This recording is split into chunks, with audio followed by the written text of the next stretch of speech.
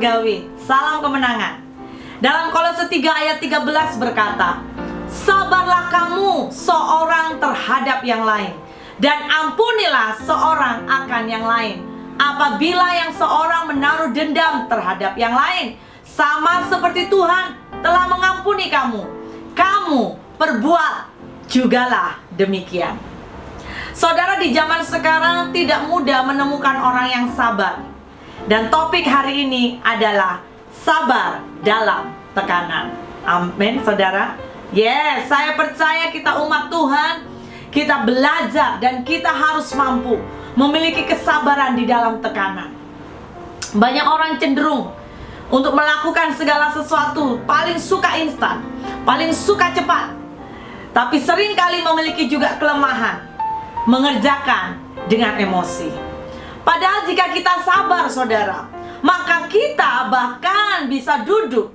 Ya, dikatakan dalam Amsal, kita bisa duduk dengan orang-orang penting, dan mereka akan mendengarkan kita. Amsal 25 ayat 15 berkata, dengan kesabaran seorang penguasa dapat diyakinkan, dan lidah lembut mematahkan tulang. Wow, kesabaran adalah ketenangan di hati dalam menghadapi cobaan. Kesabaran adalah lawan dari kemarahan yang tidak pada tempatnya. Sebuah kemampuan untuk menahan diri dalam menghadapi situasi-situasi sulit. Dan kesabaran adalah sifat yang tenang, tabah, tidak tergesa-gesa atau terburu nafsu. Sekali lagi saya mau mendorong semua orang percaya, kita dituntut untuk memiliki kesabaran.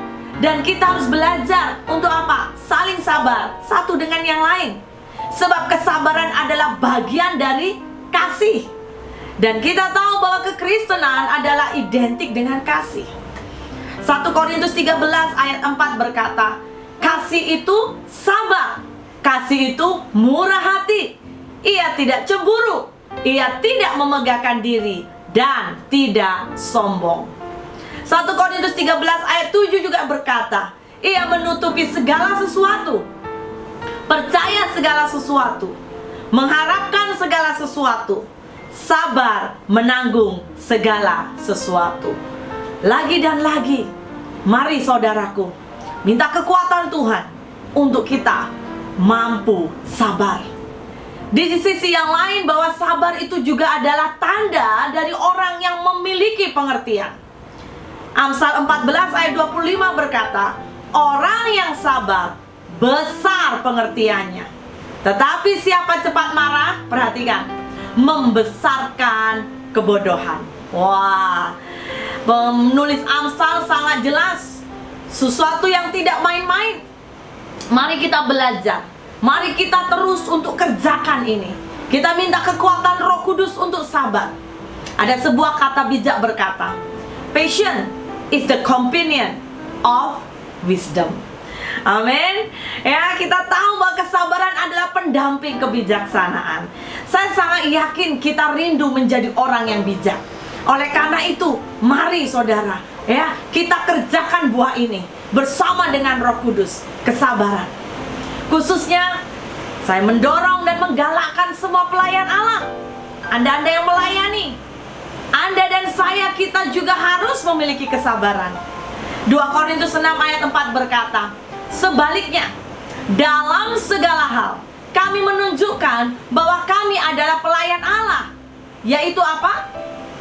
Dalam menahan dengan penuh kesabaran, dalam penderitaan, kesesakan, dan kesukaran. Saudara perhatikan, Paulus memberikan nasihat kepada jemaat di Korintus pada suratnya yang kali kedua. Dikatakan bahwa inilah pelayan Allah, yaitu ketika bila kita mampu menahan dengan penuh kesabaran. Baik saat engkau menderita, saat engkau tersesak dalam tekanan, kesukaran, mari sabar. Amin, haleluya. Dan saya percaya bahwa akan lebih banyak kedamaian ketika kita berjumpa dengan orang yang sabar. Betul? Ketika dalam community engkau berjumpa dengan orang sabar, saudara pasti akan setuju, engkau akan mendapat sebuah apa? Kedamaian. Sehingga Amsal berkata juga dalam pasal 15 ayat 18, si pemarah membangkitkan pertengkaran, Tetapi orang yang sabar, perhatikan saudara, memadamkan perbantahan. Wow, ini yang Tuhan rindu.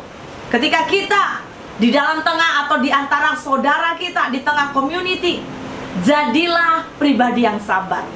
Maka ketika ada perbantahan, engkau bukan malah mengonkan, ya, bukan malah engkau membuatnya semakin begitu berkobar, tetapi perbantahan, pergaduhan akan semakin kau bawa kepada sebuah kedamaian. Kenapa? Karena Anda dan saya ada di tengah mereka.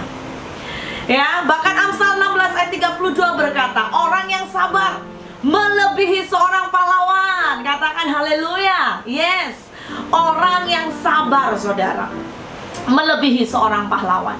Orang yang menguasai dirinya melebihi orang yang merebut kota.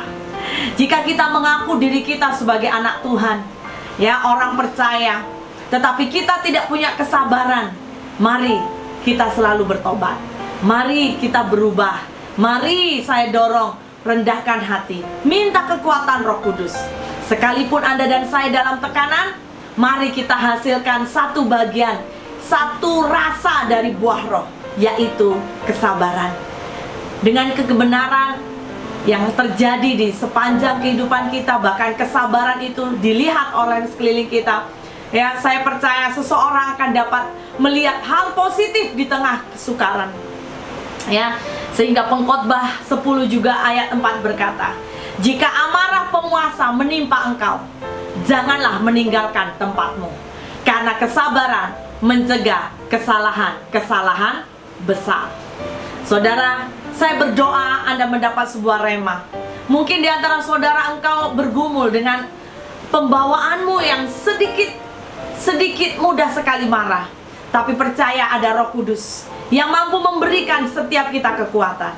Minta Roh Kudus ubahkan hidup kita supaya kita tidak mudah marah. Kesabaran menjadi bagian kita. Kita boleh menjadi pembawa damai, dan kita juga tercegah dari kesalahan besar. Mari kita berdoa. Tuhan Allah Roh Kudus, sama berdoa untuk setiap umat-Mu Tuhan, dimanapun kami berada, dimanapun mereka berada. Tuhan, kami tahu tanpa kekuatan-Mu kami tidak mampu.